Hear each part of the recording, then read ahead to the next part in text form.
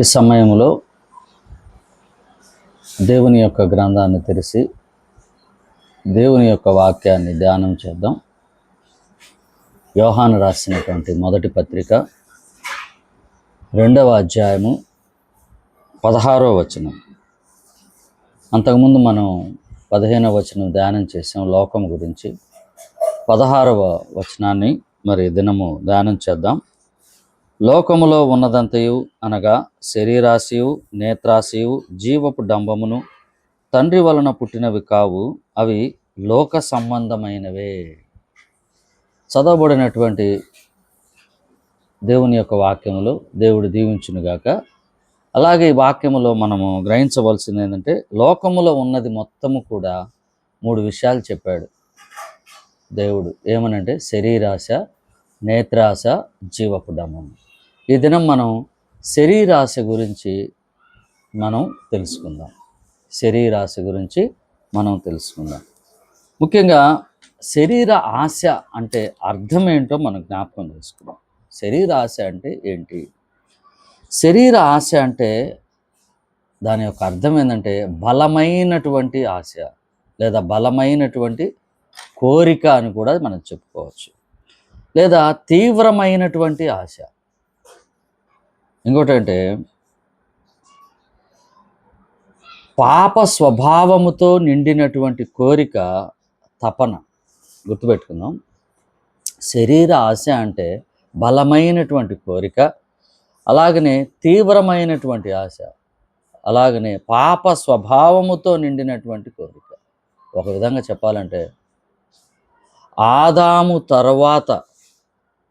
ఆదాము దేవుని యొక్క మాటను తిరస్కరించిన తర్వాత ఏర్పడినటువంటి ఆదాము స్వభావము, అవ్వమ్మ స్వభావము, తదుపరి వచ్చినటువంటి స్వభావమే ఈ యొక్క శరీరాశ అని చెప్పవచ్చు. రెండవదిగా, దేవుని చిత్తానికి విరుద్ధంగా శరీర సంబంధమైన కోరికలను తీర్చుకోవాలని అదే తృష్ణ. అంటే దేవుని చిత్తానికి విరుద్ధంగా దేవుని యొక్క వాక్యం ఏదైతే బోధిస్తుందో దానికి విరోధంగా, దానికి వ్యతిరేకంగా నువ్వు పొందుకోవాలి అనేటువంటి తృష్ణ కలిగి ఉండటమే శరీర ఆశ అని అనవచ్చు. అలాగనే మనం తెలుసుకున్నాం తపన లేదా నియంత్రణ లేనటువంటి కోరిక. దానిని ఇంకా ఆపుకోలేం. ఎటువంటి పరిస్థితుల్లో అది పొందుకోవాలనేటువంటి ఒక ఆశ, తపన. దేవుని యొక్క వాక్యమునకు విరోధంగా వెళ్ళేటువంటి, దేవుని యొక్క మాటకు విరోధంగా చేసేటువంటి ప్రతి ప్రవర్తన, ప్రతి క్రియను ఏమని పిలవచ్చు అంటే శరీర ఆశ అని పిలవచ్చు. జనరల్గా ఒక ఆశ ఉంటుంది, అది కాదు, దాన్ని మించినటువంటిది తపన అన్నమాట. అది ఎలాగైనా నేను పొందుకోవాలి. ఒక విధంగా చెప్పాలంటే మనది కాని దానిని కూడా నేను స్వీకరించాలి అని అనుకోవటం, దాని మీద మరింత ఎక్కువగా ధ్యాస పెట్టుకోవటం, తపన పడటం, ఖచ్చితంగా కావాలని అనుకోనటం. అంటే ఆత్మకు విరుద్ధమైనటువంటి స్వభావం, ఆత్మకు విరుద్ధమైనటువంటి స్వభావము. మనం ఒకసారి ఈ యొక్క శరీరాశ గురించి మనం చెప్పుకోవాలంటే మనము పాత నిబంధన గ్రంథానికి వెళ్ళాలి. ముందుకు వెళ్ళినట్లయితే అసలు ప్రారంభంలో శరీరాశ అనేది ఎలా మరి ప్రవేశించిందో, దేవుని బిడ్డలకు లేదా దేవుని కుమారుడైనటువంటి ఆదాము అవ్వమ్మకు ఎలా ప్రవేశించిందో అది మనం జ్ఞాపకం చేసుకొని మరి అక్కడికి వెళితే కానీ ఈ యొక్క చిక్కుముడి మనకి విడవదు. చూద్దాం, చూడండి. ఆదికాండము 3వ అధ్యాయము 1 నుంచి 6 వచనాలు. ఆదికాండము 3వ అధ్యాయము 1 నుంచి 6 వచనాలు చూద్దాం, చూడండి. చదువుతాను, చూడండి. దేవుడైన యెహోవా చేసిన సమస్త భూజంతువులలో సర్పము యుక్తిగలదై ఉండెను. అది ఆ స్త్రీతో, ఇది నిజమా? ఈ తోట చెట్లలో దేని ఫలమునైనను మీరు తినకూడదని దేవుడు చెప్పెనా అని అడిగాను. అందుకు స్త్రీ, ఈ తోట చెట్ల ఫలములను మేము తినవచ్చును, అయితే తోట మధ్యనున్న చెట్ల ఫలములను గూర్చి దేవుడు మీరు చావకున్నట్లు వాటిని తినకూడదనియు వాటిని ముట్టకూడదనియు చెప్పారని సర్పముతో అనెను. అందుకు సర్పము, మీరు చావనే చావరు, ఏలయనగా మీరు వాటిని తిను దినమున మీ కన్నులు తెరవబడుననియు మీరు మంచి చెడ్డలు ఎరిగిన వారై దేవతల వలె ఉందురనియు దేవునికి తెలియనని స్త్రీతో చెప్పగా. తర్వాత 6వ వచనంలో, ఆ స్త్రీ, ఆ వృక్షము ఆహారమునకు మంచిదియు కనులకు అందమైనదియు వివేకమిచ్చు రమ్యమైనదియునై ఉండుట చూచినప్పుడు ఆమె దాని ఫలములలో కొన్ని తీసుకొని తిని తనతో పాటు తన భర్తకు ఇచ్చెను, అతడు కూడా తినెను. ఇక్కడ దేవుడు ఆదాముకు అవ్వమ్మకు మనకు తెలిసిన విషయమే, ఏదోను తోట నిర్మించి అక్కడ సకలమైనటువంటి సౌకర్యాలు వాళ్ళకి ఇచ్చాడు. ఒక విధంగా చెప్పాలంటే 99% వారికి అప్పగిచ్చి 1% ఉన్నటువంటి ఆ చెట్టు ఫలములు తినొద్దని ఆజ్ఞ ఇచ్చాడు. అవి తినొద్దు అని చెప్పాడు. శరీర ఆశ కలిగినటువంటి లేదా సర్పము చేత ప్రేరేపించబడినటువంటి అవ్వమ్మ ఎలాగా దేవుని యొక్క మార్గానికి విరుద్ధంగా ఎలా చేసింది, ఆత్మ విరుద్ధంగా ఎలా చేసింది, తనలో ఉన్నటువంటి తపన, తనలో ఉన్నటువంటి కోరిక, తనలో ఉన్నటువంటి ఆశ, నియంత్రణ లేనటువంటి కోరిక, మరి తనను ఏ విధముగా మరి తను వెళ్ళవలసినటువంటి దిశ నుంచి తప్పించి అపవాది తన దిశలోనికి తీసుకుని వెళ్ళాడో గమనిద్దాం. 6వ వచనం చూస్తే, స్త్రీ, ఆ వృక్షము ఆహారమునకు మంచిదియు కన్నులకు అందమునదై వివేకమిచ్చు రమ్యమునదనై ఉండుట చూచినప్పుడు ఆమె దాని ఫలములను తీసుకొనెను. చూద్దాం, చూడండి. స్త్రీ, ఆ వృక్షము ఆహారమునకు మంచిది అంట. రెండవది, కన్నులకు అందమైనది. తర్వాత వివేకమిచ్చు రమ్యమైనది. ప్రియులారా, దేవుడు ఆ ఒక్క చెట్టుని అలాగ తయారు చేశాడా, లేకపోతే ఏదైనా తోటలో ఉన్న మొత్తాన్ని అలా తయారు చేశాడా? చూడండి, 9వ వచనంలో చూడండి. అదే 2వ అధ్యాయము 9వ వచనంలో మనం చూస్తే, మరియు దేవుడైన యెహోవా చూపునకు రమ్యమైనదియు ఆహారమునకు మంచిదియు నైనా ప్రతి వృక్షమును ఆ తోట మధ్యను జీవ వృక్షమును మంచి చెడ్డల తెలివినిచ్చు వృక్షమును నేల నుండి మొలిపించును. దేవుడు అన్ని చెట్లను, అన్ని వృక్షాలను అందంగా, రమ్యమైనదిగా, వివేకమిచ్చినవిగా ఉంచాడు. వాటిలో ఒక చెట్టును మాత్రం దాన్ని తినవద్దని ఆజ్ఞాపించాడు.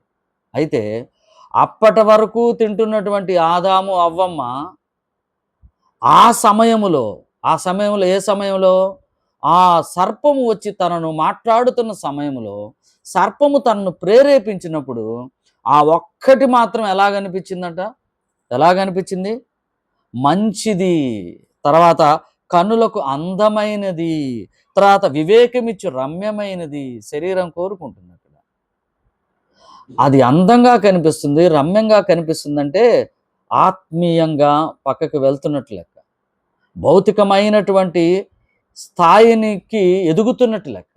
ఇక్కడ చూడండి, మళ్ళీ అయి అపవాది లేదా సర్పము ఎలాగ మోసం చేసిందో మొదటిగా 3వ అధ్యాయము 1వ వచనంలో మధ్యలో స్త్రీతో అంటుంది, ఇది నిజమా అంటుంది. ఇది నిజమా అని, ఈ తోట చెట్టల్లో దేని ఫలములనైనను మీరు తినకూడదని దేవుడు చెప్పాను. అసలు చూడండి ఏం చెప్పింది, ఏమని అడిగిందో, ఈ తోట చెట్టల్లో పండ్లన్నీ తినకూడదా, నిజమా అని చెప్పింది. అసలు ఎలా వేసింది, అసలు పాయింట్ తీసుకొని రావటానికి, అసలు దేవుడు ఏం చెప్పాడో చెప్పడానికి ఇవన్నీ తినకూడదా అని చెప్పింది. అనగానే అవ్వమ్మ ఏం ఆన్సర్ చేసింది చూడండి. అందుకు స్త్రీ, ఈ తోట చెట్ల ఫలములను మేము తినవచ్చును అంటే అసలు విషయం బయటకు వస్తుంది. ముందుగా ఏం చెప్పింది, అసలు తినకూడదా అనింది అపవాది. అయితే అవ్వమ్మ దేవుడు వీరిద్దరికీ చెప్పినటువంటి విషయాన్ని, లేదా ఆదాముకు చెప్పినటువంటి విషయాన్ని 3వ వ్యక్తికి తెలియజేస్తుంది. ఎలా తెలియజేస్తుంది? ఈ తోట చెట్ల ఫలములను మేము తినవచ్చును, అయితే తోట మధ్యనున్న చెట్ల ఫలములను గూర్చి దేవుడు మీరు చావకున్నట్లు వాటిని తినకూడదనియు వాటిని ముట్టకూడదనియు చెప్పనని సర్పముతో అని. వాటిని తినకూడదంట, ముట్టకూడదని చెప్పాడంట దేవుడు. అయితే అందుకు సర్పము, మీరు చావనే చావరు, ఏలయనగా మీరు వాటిని తిను దినమున మీ కన్నులు తెరవబడును, మరియు మీరు మంచి చెడ్డలను ఎరిగిన వారే దేవతల వలె ఉందురనియు, దేవతల వలె ఉందురనియు అని వారిని ఆ అవ్వమ్మని ఏం చేసిందంటే ట్రాప్లోనికి తీసుకెళ్ళింది. ఆదాము లేనటువంటి పరిస్థితుల్లో, లేదా అవ్వమ్మని ఆదాము పండ్లు కోసుకొని రమ్మని పంపించాడేమో, కానీ వెళ్ళినటువంటి అవ్వమ్మ పండ్లు కోసుకొని వెళ్ళాలి కదా, ఏదైతే చెప్పాడు. అయితే అవ్వమ్మతో ఉన్నటువంటి ఆ ఒంటరిగా ఉన్న సమయంలో సర్పము ప్రేరేపించగా అపవాది యొక్క తంత్రములకు అవ్వమ్మ ఏమైపోయిందంటే బలహీనపడింది. తన శరీరము ఆశతో కోరుకుంది, తినటానికి ఇష్టపడింది. చూడండి అక్కడ ఏం చెప్తుందంటే, ఇక్కడ ఇది నిజమా అని ఒక పాయింట్తో ఇవన్నీ తినకూడదా అనేటువంటి విషయం ఒక్కసారి ముందుకు వేసి అసలు విషయాన్ని రాబట్టింది. అసలు విషయాన్ని రాబట్టి ఏం చేసిందంటే, అవ్వమ్మ విషయం మొత్తం చెప్పేటట్లు చేసుకొని, ఏదైతే తను నేర్పరితనముదో అవ్వమ్మను తన చిక్కించుకోవాలనుకుందో ఆ పనిలో సఫలీకృతం అయ్యింది.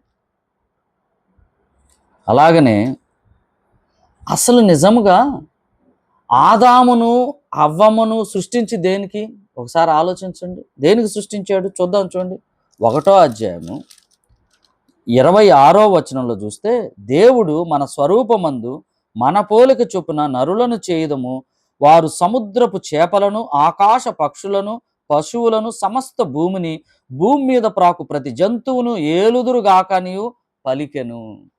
ఆదామును సృష్టించింది, లేదా ఆదాముకు సహకారిగా అవ్వమ్మను సృష్టించింది దేవుడు. ఎందుకు సృష్టించాడంటే ఆయన పని నిమిత్తము, ఆయన కోసము ఆయన ఒక పని పెట్టాడు. ఆ మార్గంలోనికి నడవమన్నాడు. తనకు ఒక గమ్యం ఉంది, అందుకోసం సృష్టించాడు. ఇంకోటి ఏం చేశాడంటే 28లో ఏం చెప్తున్నా అంటే 1వ అధ్యాయం 28లో దేవుడు వారిని ఆశీర్వదించును ఎట్లనగా, మీరు ఫలించి అభివృద్ధి పొంది విస్తరించి భూమిని నిండించి దానిని లోపరచుకొనుడి. దానిని లోపరుచుకోవాలి. పని ఏముంది ఇక్కడ ఆదాముకి అవ్వమ్మకి? వీళ్ళు ఏం చేయాలా? భూమిని ఫలింపచేయాలా, వాళ్ళు ఫలించాలా, భూమిని అభివృద్ధి చెందాలా, ఆ తర్వాత భూమి మీద ఉన్నటువంటి ప్రధాన్ని లోపరుచుకోవాలా, తర్వాత సముద్రపు చేపలు, ఆకాశ పక్షులకు, వీటన్నిటిని వాళ్ళు ఏలాలి. ఎవరి తరపున ఉండాలి? ఎవరి పక్షాన ఉండాలి?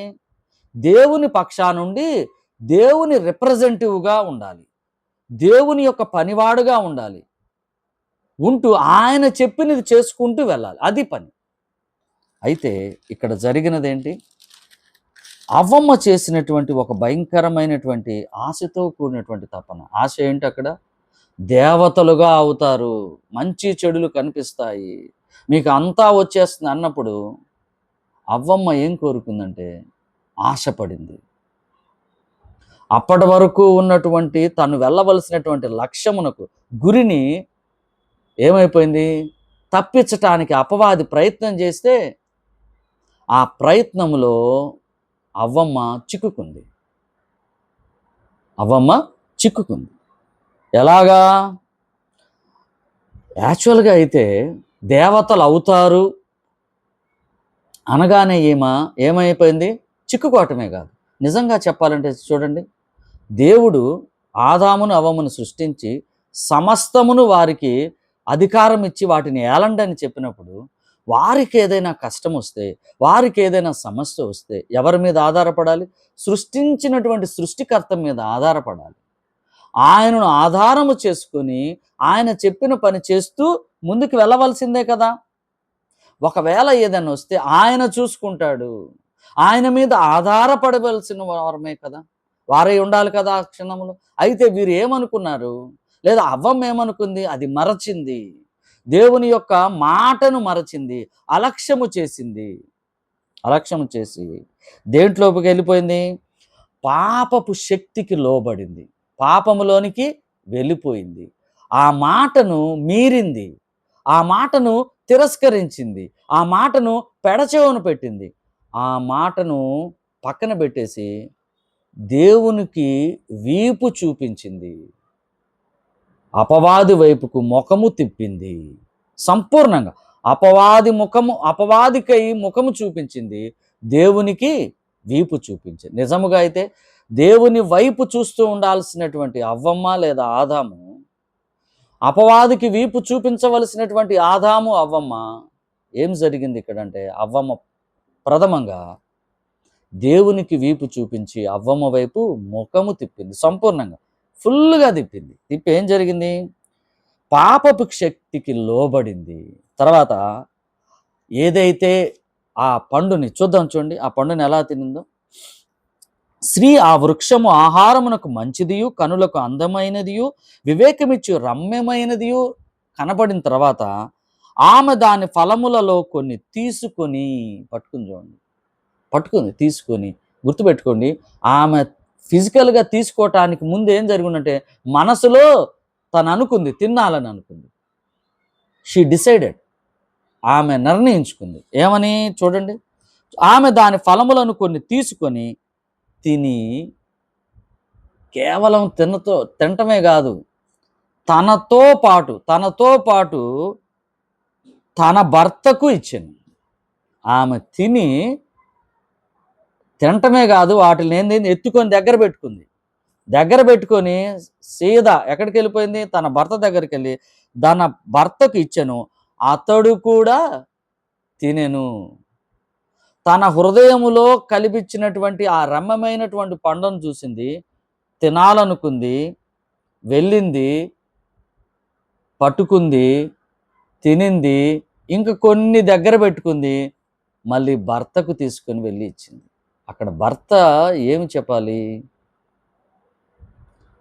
ఇది చేయటము తప్పు, దేవుని మార్గానికి నువ్వు ఎలా తప్పిదము చేశావని దేవుడు ఇక్కడ ఏం చెప్పాడంటే, ఆదాము ఎక్కడ ఉన్నావు అన్నాడు చూసావా, మీరు ఇలా తప్పు చేశారని చెప్పాడు చూసావా.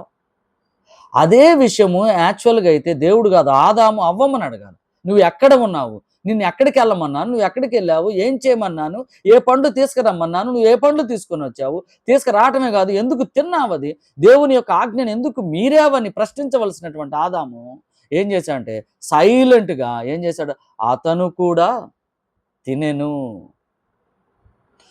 తిన్న వెంటనే పాపపు స్వభావమునకు లోబడిపోయారు. ఏ గురినైతే దేవుడు నిర్ణయించాడో, దేనినైతే ఏలమన్నాడో, దేని సృష్టి అంతటి మీద యజమానుడిగా చేశాడో, ఫలించి అభివృద్ధి చెందందని చెప్పాడో, ఆదాము దాని నుంచి దిగజారిపోయి వాటికి బలైపోయాడు. నేడు మనము దేవుని బిడ్డలమైన తర్వాత దేవుని సహవాసములో ఉండి దేవుని యొక్క మార్గములో నడుస్తున్న మనము ఏం చేస్తుంటాం తెలుసా? ఆ యొక్క దేవుడు వద్దన్న వాటికి బానిసలమైపోతాం, వాటి కిందకి వెళ్ళిపోతాం. అవి తీసుకున్నంత కాలం వాటి మీద మనం ఉంటాం. అవి ఎప్పుడైతే మనము తీసుకొని తిని వాటిని మళ్ళీ మన పిల్లలకి ఇస్తామో, మన తర్వాత సంతానానికి వాటిని ఏం చేస్తాం, ట్రాన్స్ఫర్ చేస్తామో, తద్వారా ఏమవుతుందంటే వన్ బై వన్ నీ తర్వాత నీ పిల్లల తర్వాత వాళ్ళ పిల్లలు ఏమైపోతుందంటే మార్గము తప్పి పాపమునకు లోబడి వారు ఏం చేస్తారు, పాప మార్గములో ప్రయాణం చేస్తారు, అపవాది వైపుకి ముఖము చూపిస్తారు, దేవునికి ఏమవుతారు, విరోధంగా ఉంటారు, దేవునికి వీపు చూపిస్తారు. ప్రేమైనటువంటి సంఘము, ప్రేమైనటువంటి విశ్వాసి, ఓ విశ్వాసి, నీ కుటుంబం వ్యక్తిగతంగా కానీ కుటుంబ పరంగా కానీ సంఘం పరంగా కానీ ఏదైతే దేవుడు మనకి ఆజ్ఞాపించాడో, ఈ లోకములో ఉన్నటువంటిది శరీరాశ అని చెప్పాడు. శరీరాశగా ఉన్నటువంటి విషయాలు అపవాది మనల్ని ఏం చేస్తాడంటే చుట్టూరు చూపిస్తూ ప్రేరేపిస్తూ ఉంటాడు. ఇది నిజమా, ఏంది ఇవన్నీ తినొద్దన్నాడా అనగానే మనం చెప్తాం అది కాదు ఇది కాదు అని చెప్పగానే, అయితే ఇది తినమన్నాడు కదా, దాన్ని ఆకర్షణీయంగా చూపిస్తుంది, ఆకర్షణీయంగా రమ్యంగా ఉంటుంది. దాన్ని ఏం చేస్తాం మనం? పికౌట్ చేస్తాం, తీసుకొని దాని దగ్గర పెట్టుకొని పురుషుడైతే భార్యకి, భార్య అయితే పురుషుడికి ఇచ్చేసి తర్వాత తన పిల్లలకి ఈ యొక్క అపవాది యొక్క క్రియలు సంక్రమింపజేస్తాం. దేవునికి ఎదురు తిరిగే స్వభావము వచ్చింది. దీనినే శరీర ఆశ అని అంటారు. దీనినే శరీర ఆశ అంటారు. దేవుని చిత్తమునకు పక్కకు వెళ్ళిపోయినటువంటి ఆదాము ఏం చేశాడు అంటే, ఇక్కడ మనం జ్ఞాపకం చేసుకోవాల్సింది ఏంటంటే, పాప స్వభావంలోనికి తనతో పాటు సర్వ మానవాళిని తీసుకొని వెళ్ళిపోయాడు. ఇప్పుడు మానవాళి ఈ లోకములో ఉన్న వాటి మీద ఉండవలసినటువంటి సంఘము ఈ లోకములో ఉన్నటువంటి శరీరాశకు సంబంధించినటువంటి అపవాదికి సంబంధించినటువంటి వాటి వైపుకి మొగ్గు చూపిస్తూ దానికి దాసుడైపోయాడు. లోకము నీకు ఏది అవసరమో ఏం చేస్తుందంటే అది చూపిస్తుంది. నీకు ఏది అవసరమో అది చూపిస్తుంది, దాని మీద ఆశ కలిగిస్తుంది. అది నీకు కావాలని కోరుకుంటావు, అది నాకు మాత్రమే కావాలని కోరుకుంటాం, దాని మీద తపన పడుతుంది, కోరిక కలుగుతుంది. ఇది ఆదాము నుంచి సంక్రమించినటువంటి కోరిక. అయితే చదవబడినటువంటి దేవుని యొక్క వాక్యములో యోహాను సువార్త మొదటి పత్రికలో 2వ అధ్యాయము 16వ వచనంలో ఏం చెప్తున్నాడంటే, అయ్యా లోకములో ఉన్న వాటిని ప్రేమించకుడి, అలాగనే లోకములో ఉన్నదంతయు శరీరాశ, నేత్రాశ, జీవపు డబ్బము అని చెప్తున్నాడు. శరీరాశ, నేత్రాశ, జీవపు డబ్బు. అయితే దీని గురించి మనము ఇంకొక విషయాన్ని మనం గమనించాలి. కొరింథీయులకు రాసినటువంటి మొదటి పత్రిక 10వ అధ్యాయం తీద్దాం చూడండి. కొరింథీయులకు రాసినటువంటి మొదటి పత్రిక 10వ అధ్యాయంలో మనకి ఏమి రాయబడినదో ఒకసారి చూస్తే, ఎందుకు ఇవన్నీ దేవుని యొక్క గ్రంథములో ఎందుకని ఉన్నది చూస్తే అర్థమవుతుంది. 10వ అధ్యాయంలో ఏమని ఉన్నాయంటే, మీరు దాదాపుగా చదువుకోండి, 1 నుంచి 10 వచనాలు చదువుకోండి, మనకు తెలిసిందే. ఇక్కడ ఇశ్రాయేలుని ఐగుప్తు నుంచి మోషే ద్వారా దేవుడు వారిని తీసుకొని వచ్చాడు. ఎక్కడికి? కనానుకు తీసుకొని వెళ్తున్నాడు. మార్గ మధ్యంలో అడవిలో అంటే అరణ్యములో వారిని ఉంచినప్పుడు వారికి కావలసినటువంటి అన్ని సౌకర్యాలు ఆయన క్రమేణా వారికి సహాయం చేస్తున్నప్పటికీ వారు ఏం చేస్తున్నారంటే, అవి తీసుకొని 7వ వచనంలో జనులు తినుటకును త్రాగుటకును కూర్చుండి ఆడుటకు లేచిరి అన్నాడు. తింటున్నారు, తాగుతున్నారు, ఇక అన్నీ తీరిపోయినాయి, ఇంక ఆడటానికి లేచారు. అయితే ఈ విషయాల గురించి దేవుడు పరిశుద్ధాత్మ దేవుని సహాయంతో మనకి ఎందుకు రాయించాడు చూడండి. ఇక్కడ 11వ వచనం చూడండి. ఈ సంగతులు గుర్తుపెట్టుకోండి, ఈ సంగతులు దుష్టాంతములుగా వారికి సంభవించి ఆ సమయంలో వారికి జరిగాయి. వారు చేసిన పాపములు, వారు చేసిన తప్పిదములు, వారు చేసినటువంటి అతిక్రమములు యుగాంతమందున్న మనకు బుద్ధి కలుగుటకే వ్రాయబడెను. మనకి బుద్ధి కలగటానికి. ఇప్పుడు దేవుని యొక్క వాక్యములో మనం చూస్తున్నటువంటి ఆదికాండము 1వ అధ్యాయం నుంచి తర్వాత ప్రకటన గ్రంథం చివరి అధ్యాయం వరకు అనేక రకాలైనటువంటి సంఘటనలు మొత్తం కూడా దేనికోసం అంటే, మనము యుగాంతమందున్న మనకు బుద్ధి కలగటానికి. అయితే ఇప్పుడు మనం ఎందుకు గుర్తు చేసుకుంటున్నాము? శరీరాశ అనేది యోహాను పత్రికలో రాసినప్పటికీ దాని నుంచి ఎక్కడికి వచ్చాం? మొదటి స్థానానికి వచ్చాం. మొదటిగా ఆదికాండములో 3వ అధ్యాయంలో ఎక్కడ మిస్టేక్ జరిగింది?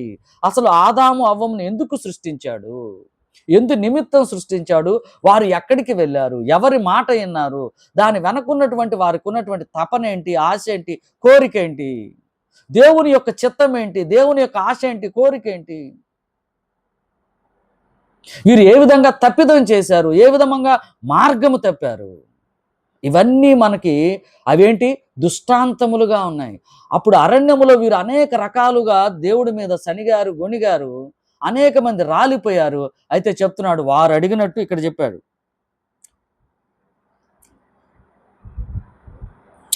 9వ వచనములో 8 కూడా చదువుతాను చూడండి. మరియు వారి వల్ల మనం వ్యభిచరింపక ఉందము, వారిలో కొందరు వ్యభిచరించినందున ఒక్క దినమున 23,000 మంది కూలిరి. మనము ప్రభువుని శోధింపక యుందము, వారిలో కొందరు శోధించి సర్పము వలన నశించిరి. మీరు సనగకుడి, వారిలో కొందరు సనిగి సంహారకుని చేత నశించారు. అక్కడ అడవిలో లేదా అరణ్యములో అనేక రకాలుగా దేవుణ్ణి శోధించారు, గొణిగారు, సణిగారు, వారు నశించిపోయారు. అలాగ మీరు చేయొద్దని అవన్నీ మనకు చూపిస్తున్నాడు.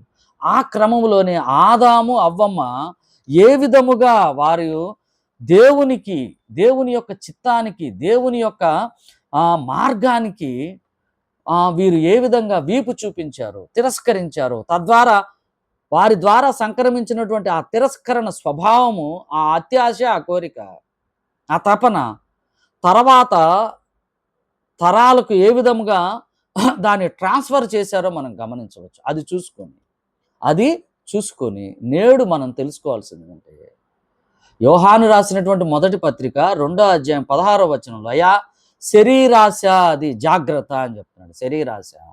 శరీరాశ అది జాగ్రత్త. అయితే పరిశుద్ధాత్మ దేవుడు మనకేం చెప్తున్నాడంటే అవన్నీ చూపిస్తాం. మళ్ళీ లేఖనములోకి, ఇప్పుడు మనం లేఖనములోనికి వెళ్ళాము, దేవుడు ఏమై ఉన్నాడో చూసుకున్నాము. దేవుని ద్వారా సంక్రమించవలసినటువంటి దేవుని చిత్తాన్ని అనుసరించి దేవుని యొక్క గమ్యాన్ని చేరుకోవలసినటువంటి ఆదాము అవ్వమ్మ ఏ విధంగా వెళ్ళారో చూపిస్తూ పరిశుద్ధాత్మ దేవుడు తిరిగి మళ్ళీ మనకు బాధ్యతను గుర్తు చేస్తున్నాడు. ఎక్కడైతే కోల్పోయాడో ఆదాము అవ్వమ్మ, ఎక్కడైతే దారి తప్పారో అది చూపిస్తూ తిరిగి మళ్ళీ మనము ఎక్కడికి వెళ్ళాలి? ప్రభు వైపుకి తిరగాలి. ప్రభు ద్వారా దేవుని చెంతకు చేరాలి. మనకు ఎవరి మీద ఆధారపడాలి? అప్పుడేమో ఆదాము అవ్వమ్మ దేవుని మీద ఆధారపడుతూ సడన్గా అపవాది మీద పడ్డారు. సొంత కోరికల మీద, సొంత పరిపాలన, సొంత అధికారం కావాలని, సొంతగా తను జీవించాలని, దేవునికి వ్యతిరేకంగా ఉండాలని కోరుకొని మార్గం తప్పారు. అయితే మనము ఆ మార్గాలన్నీ తెలుసుకున్న మనము, మార్గము తప్పిన మనము మళ్ళీ తిరిగి దేవుని సన్నిధానములోనికి, దేవుని పరిశుద్ధమైనటువంటి మార్గములోనికి, ఆయన కుమారుని ద్వారా రక్షించబడినటువంటి మనము ఈ శరీరాశ నుంచి తప్పించుకొని దేవుని వైపుకి ముఖము తిప్పవలసిన వారమై ఉన్నాం. తిరిగి అపవాదికి మనము వీపు చూపించవలసిన వారమై ఉన్నాం. ఇది జ్ఞాపకం చేసుకుందాం, ఇది చూసుకుందాం. చివరిగా మనము నేర్చుకోవాల్సింది ఏంటి అంటే శరీరాశ ఏం చేస్తుందంటే మనిషిని తాత్కాలిక సుఖాల వైపు తీసుకెళ్తుంది. ఇది గుర్తుంచుకోవాలి. శరీరాశ మనిషిని తాత్కాలిక సుఖాల వైపుకు తీసుకెళ్తుంది. అది భౌతికపరమైనటువంటి ఆశల వైపు చూపిస్తుంది. ఆత్మ సంబంధమైన ఆశల వైపు, ఆత్మ సంబంధమైనటువంటి మార్గంలోనికి మనల్ని నడిపించదు. దేవుని చిత్తం ఎవరైతే చేస్తారో వాళ్ళు నిత్యము జీవిస్తారు. శరీరానుసారమైనటువంటి మనసు లేదా ఆ క్రియలు మృతములు. జ్ఞాపకము చేసుకున్నాం. తర్వాత శరీర కోరికలను, శరీర ఆశలను వెంబడించేవాడు దేవుడికి దూరం అవుతాడు. గుర్తుపెట్టుకున్నాం. దేవుడికి దూరం అవుతాడంటే నిత్య జీవానికి దూరం అవుతాడు, పరిశుద్ధతకి దూరం అవుతాడు. దేనికి దగ్గర అవుతున్నాడు అంటే మరణానికి దగ్గర అవుతున్నాడు, అపవిత్రతకు దగ్గర అవుతున్నాడు. ఈ లోక ఆశల వైపుకి ఏడవబడుతున్నాడు. ఇంకోటి, ఆత్మను అనుసరించేవాడు ఏం చేస్తాడంటే జీవమును సమాధానమును పొందుతాడు. ఆత్మను అనుసరించేవాడు ఎలా ఉంటాడు? జీవమును సమాధానమును పొందుతాడు. ప్రేమైనటువంటి విశ్వాసులారా, ఈ దినము మనము ధ్యానము చేసినటువంటి శరీరాశ గురించి, అవ్వమ్మ ఏమి చేసిందో, ఏ విధంగా మోసపోయిందో అది మనకి దేవుడు మనకి తీసుకొని వచ్చాడు. ఆ వాక్యాన్ని మనకి తీసుకొని వచ్చాడు. ఆ వాక్యాన్ని విన్నాం మనం.